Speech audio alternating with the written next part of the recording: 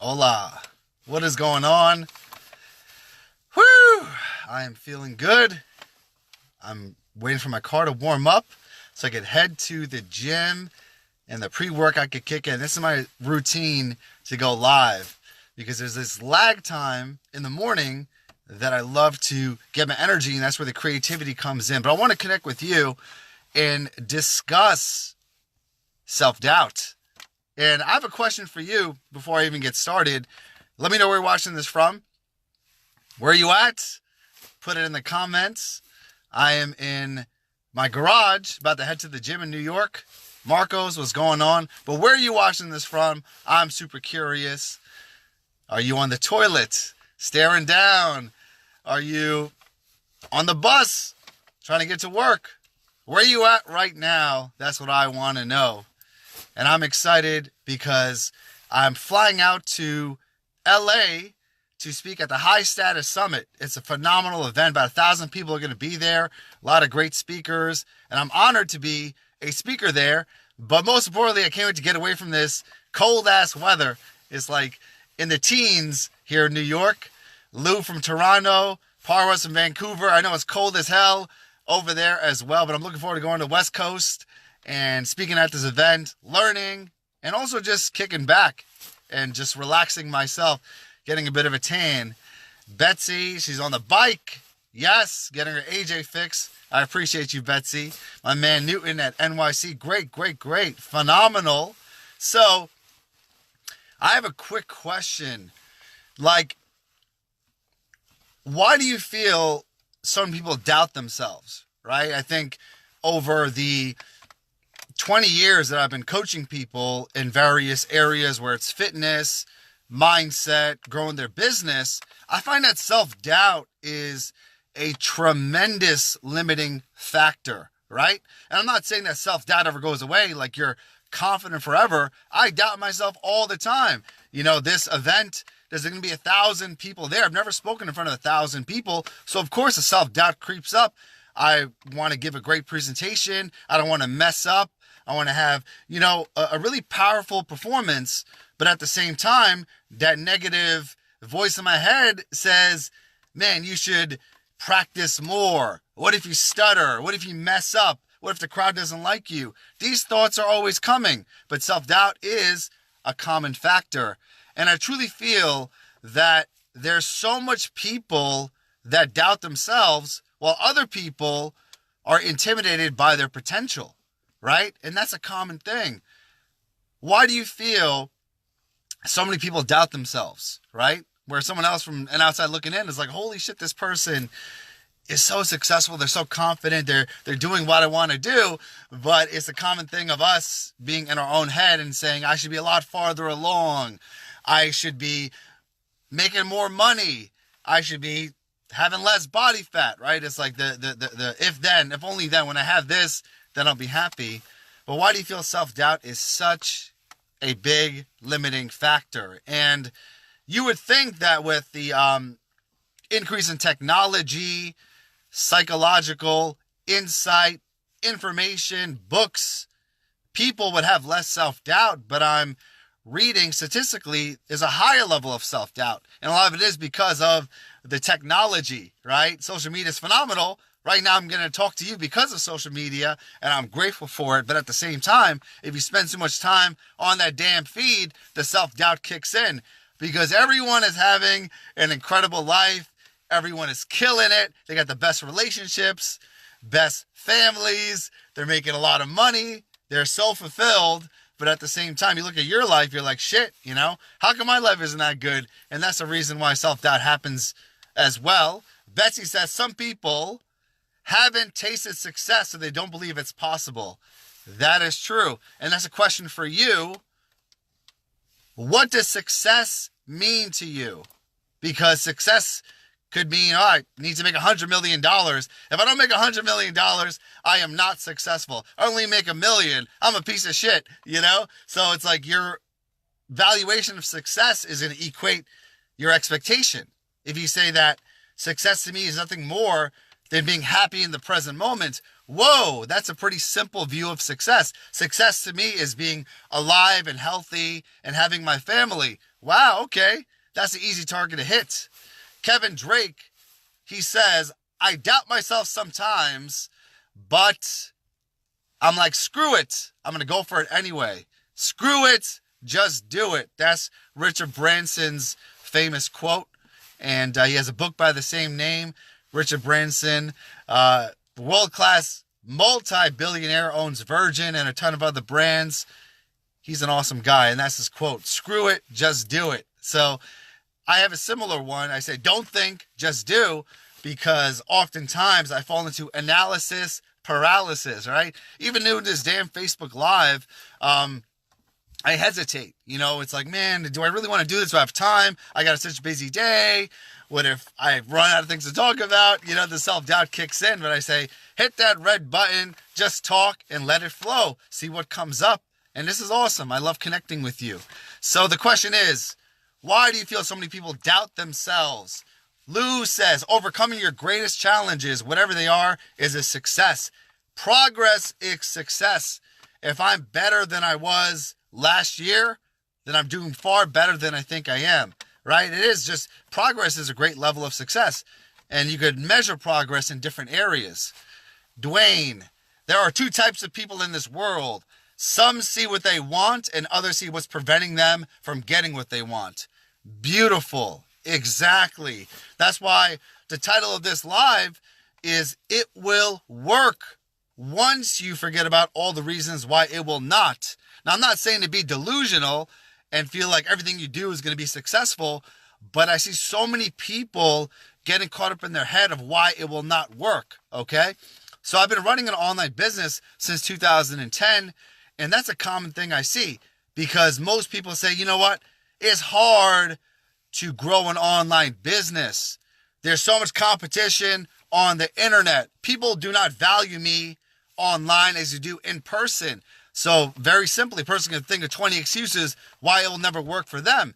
And like Albert Einstein says, if you think you can or you think you can't, you're right.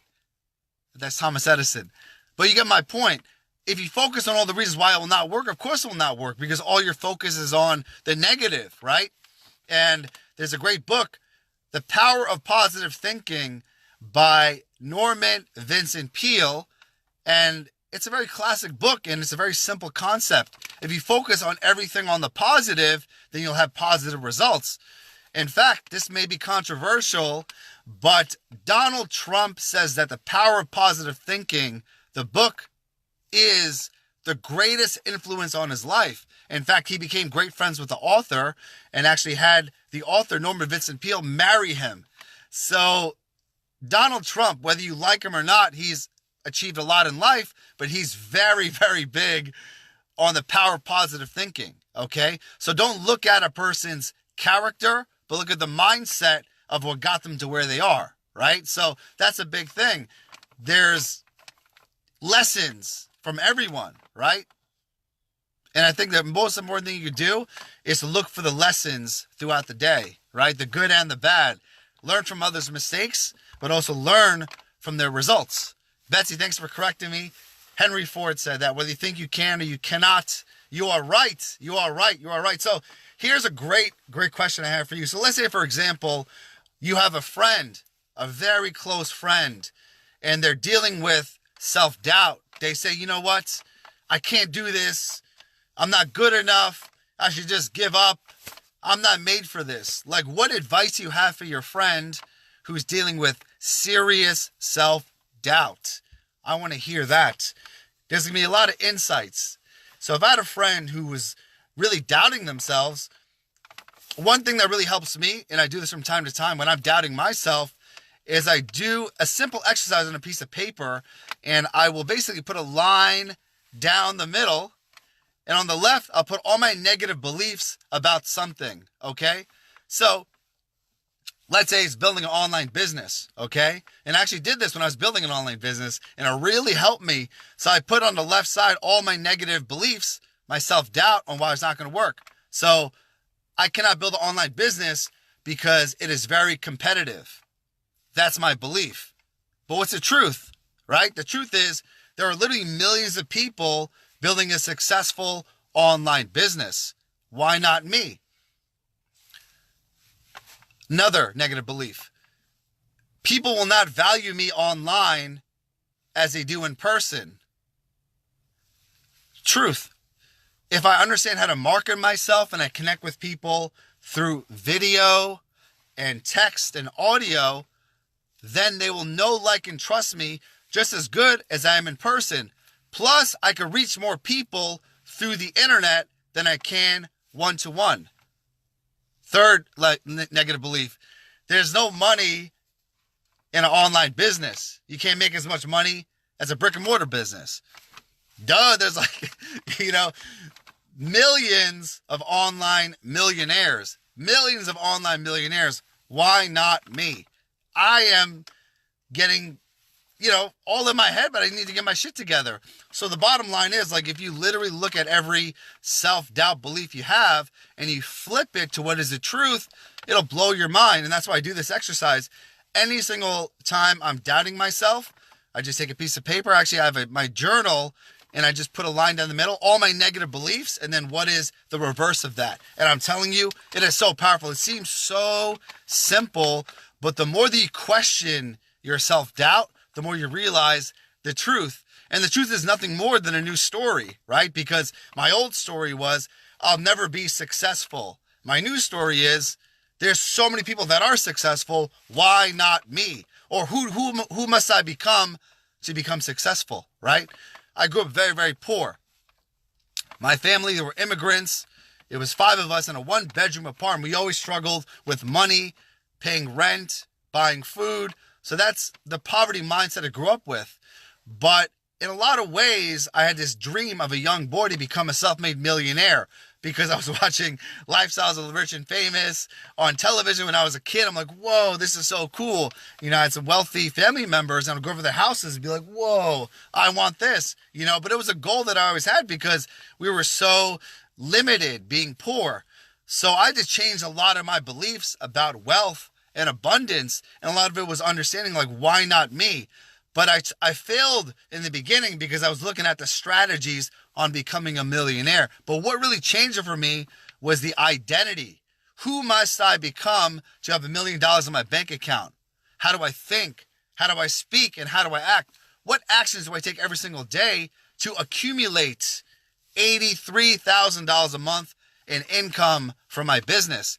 You only need $83,000 a month, only $83K to become a self-made millionaire. So I put all of my energy, all of my focus on hitting that $80K a month goal, right? Once I was able to do that, it became a lot easier because I had to change my personality, the way that I spoke, my communication.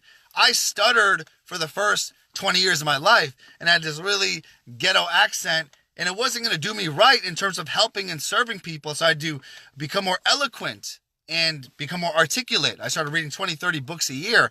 I took a public speaking classes. I hired different coaches and mentors to become a better communicator because I came to realize that communication is a key to success in my industry. Actually, in most industries. If you look at the greatest people in the world, they were powerful communicators. Martin Luther King, I gave a tribute to him yesterday on his birthday. He is one of the world's greatest communicators, and the fact that this man's words changed the entire civil rights movement in the United States is powerful. He's a legend. That's why there's a day dedicated to him. But that's because of communication, right? So I find for most people, if they improve their communication, how they speak and how they show up, it'll make a huge difference. But not just external communication, the communication you have with yourself. If you talk to yourself every single day, you realize you tell yourself certain things. And the biggest mistake people make is they don't monitor their self-talk. They're allowing their mind, which is not your friend, to always solve problems and to find out what's missing or to doubt things. The mind is a problem-solving machine. So it's kind of geared towards self-doubt or finding out the reasons why it will not work. But the more self-talk and the more you tell yourself the reasons why it will work, and the more of the self-positive visualization that you have towards your future, towards your life, the positive intentions, that makes all the difference. In fact, that's what I do every day when I journal. I write my intentions for the day. It's like future pacing, the ideal. So this morning when I woke up, I'm going to wake up. I'm going to do a Facebook Live. I'm going to go to the gym, have a great workout. I have some coaching calls. I'm packing and preparing for my travel to LA to speak at this event, work on my slides. So it's like I'm planning it ahead of time, and I just kind of go into that autopilot as opposed to waking up and be like, you know what, I'm kind of tired today. I'm going to lay in this cozy bed, not go to the gym. And that Facebook Live I wanted to do, man, it's too damn cold outside. I'm going to just relax. So the whole point is to communicate with yourself the vision that you want, but obviously do the work, right? I'm not going to get a six-pack by staying at home. The action, acting, going to the gym, working out, doing the cardio, coming back, staying on my nutrition plan, right? Marketing every single day, adding value, closing sales. These are things I visualize. In fact, if I have a sales call, I will write the intention. I love the person I'm going to speak to. I'll say their name. I visualize in my mind's eye, and I will see a very positive conversation where I enroll them into my program. And literally 1 or 2 sentences of that intention increase my closing by like a ridiculous amount. In fact, it's like 90% now because I have a positive intention of the conversation. So this vision I have in my mind kind of goes on autopilot. I say the right words, I make the right connection, and I serve someone, and I go into a mindset where I look for a positive win-win outcome for both of us. Kathy asked a great question. How can you help a family member from stop being so negative? Well, the biggest thing I came to realize is that you can never change anyone. If someone wants to change, they must change themselves. So one thing that I do, and it really helped me, was to look at the world from someone else's point of view. Life changes when you realize how other people think. And sometimes when you're trying to tell someone to be more positive, hey, you should read this book, go to this seminar, it's going to create a lot of resistance. So I found just leading by example. I have family members, they're very negative, and I love them for who they are, and that's what helps them. They're doing the best they can with their mindset, but I want to lead by example, so I'm going to be positive when I'm around them, and I'm not going to let their negativity affect me, but I can just work on myself. And if they see that I get results in my life, whether it's financial success, fitness, happiness, amazing relationships, then they'll see the clues. And once they see the clues, then they'll want to have the conversation. You know what? Maybe what AJ's doing could help me as well. And if all these negative thoughts are leading to these negative results, then maybe I should change. But I will never, ever, ever force someone to change their mindset. They want to change, and I'll invite them. Of course, I will do my best to tell stories and to share how being positive has changed my life. But if someone wants an invitation, I'm more than happy to share. If they don't want to talk about it, totally cool. No problemo. Charles, what's going on? So that's that. And the big question here is, if you have a friend who's dealing with self-doubt, they don't believe in themselves, they're down in the dumps, what do you say to them to lift them back up or to put them in a better state?